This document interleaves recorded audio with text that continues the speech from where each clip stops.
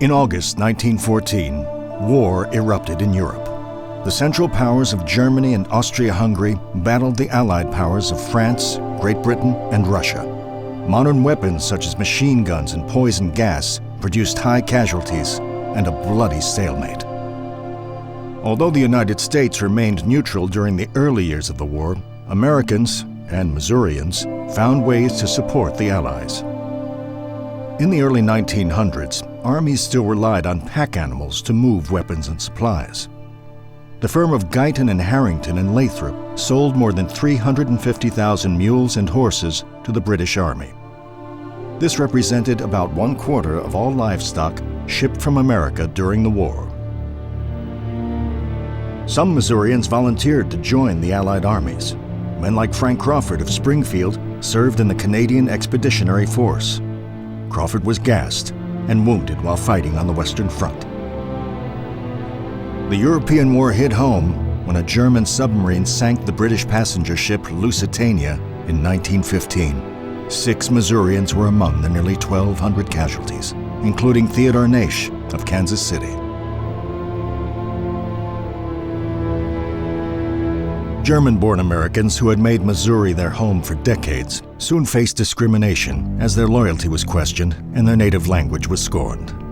But Germany wasn't the only threat. In 1916, a band of Mexican revolutionaries stormed America's southern border. Lynn County native General John J. Pershing led U.S. forces to find rebel leader Francisco Pancho Villa. More than 5,000 Missouri National Guardsmen went to Texas to protect the border from further attacks. The expedition gave Pershing and the Missouri soldiers valuable training for when America finally entered the global conflict. The threats to American security deepened in early 1917. Germany increased submarine attacks in the Atlantic and plotted to enlist Mexico in the war to fight against the United States. With neutrality no longer an option, President Woodrow Wilson asked Congress for a declaration of war in April 1917. General Enoch Crowder from Grundy County led the Selective Service Program to draft millions of American men. Under the command of General Pershing, U.S. forces joined their allies on the battlefields of Europe. Young men who had barely ventured from home found themselves half a world away. Missourians fought bravely on the front lines of Cantigny and Belleau Wood. 1 million shells were fired in 4 hours. It's hard to describe the awesome din of the shells passing overhead, the crashing report when they exploded on enemy positions. Corporal Rudolph Forderhays, Howard County, Missouri. On the Atlantic, Missourians served aboard American naval vessels that carried troops and supplies to Europe and protected critical shipping lanes from German U-boats. At home, Missourians had other vital roles in the war effort. They bought war bonds, supported relief agencies, and grew extra crops to feed Allied civilians and soldiers in Europe. Despite racial discrimination, African Americans worked in factories producing war materials, and they served overseas. Men like Merle Billings of Springfield fought with a segregated unit dubbed the Harlem Hellfighters. The French awarded him the Croix de Guerre for capturing a German machine gun position. Across the state, Missouri industries produced essential war materials for the Allied cause. As men went to war, these factory jobs were increasingly filled by women. The Wagner Electric Manufacturing Company in St. Louis produced ammunition for both the Army and the Navy.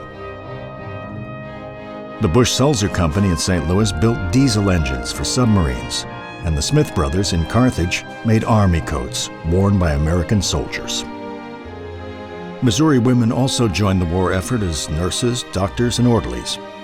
Julia Stimson left her job at Washington University in St. Louis to serve in the Army Nurse Corps and the American Red Cross. She received the Distinguished Service Medal for leading thousands of nurses who cared for Allied wounded in France. Those that have gone to their master were tenderly laid to rest, while those that were blinded and mangled were brought to us to be dressed. Hospital anesthetist Esther Leonard, St. Louis. As the brutal fighting wore on through the autumn of 1918, the Allies launched a final massive assault on the Germans. The Meuse-Argonne offensive lasted 47 grueling days. The combat was ruthless and personal. Men fought with a blind fury that likened them to animals. Fists were used as freely as rifle butts and bayonets. Sergeant George Vonland, St. Louis.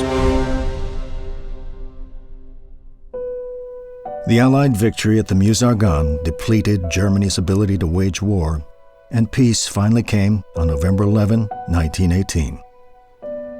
Joyous celebrations to mark the armistice soon gave way to solemn tributes to those lost in the fight. Among the 156,000 Missourians who served in the conflict, more than 11,000 were killed or disabled.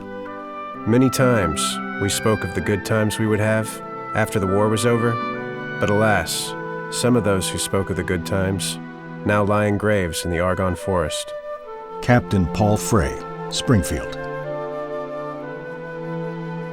From the Boot Heel and the Ozarks, from prairie farms and bustling cities, Missourians united to face the global conflict. Theirs is a legacy of service in battle, sacrifice at home, and victory in the Great War.